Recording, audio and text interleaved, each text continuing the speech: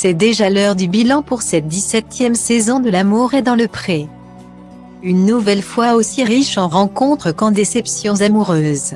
Dans les épisodes précédents, les spectateurs suivaient les péripéties maladroites de Jean et Laurence à Rome. Tandis qu'un Thierry amer laissait partir une Sylviane moins attachée à lui qu'il l'aurait souhaité. Lundi prochain, les 13 agriculteurs viendront débriefer leurs aventures amoureuses face à Data Link People égale à 92 2F 1er 4 EAC 9 49e 7B 10 4B 824 CD 1 C7 à Karine Le Marchand. À l'image d'Alain Le Breton, de Sébastien, d'Alexandre ou encore de Guillaume le Limousin qui viendra au bras de sa prétendante Noémie. Lors du speed dating, la jeune femme originaire du Nord avait marqué le timide agriculteur qui, poussé par Karine Le Marchand, s'était décidé à lui déclarer son envie de mieux la connaître.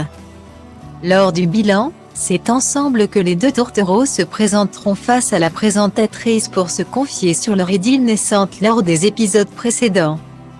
Durant une discussion forte en émotions, la ravissante rousse revient sur un passé compliqué.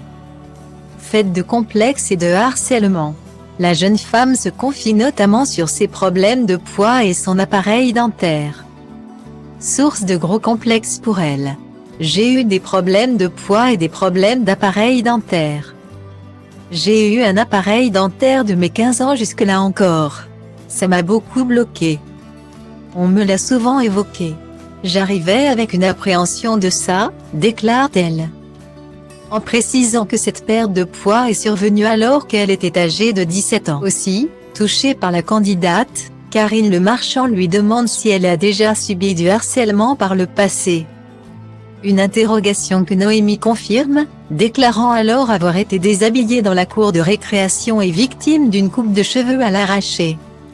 Ça a été à un tel point que je ne voulais plus aller à l'école. Ma mère s'est donné du mal pour changer d'école. Pour que ça se passe mieux. J'étais la bonne copine. J'ai perdu 30 kg. J'ai fait attention à ce que je mangeais.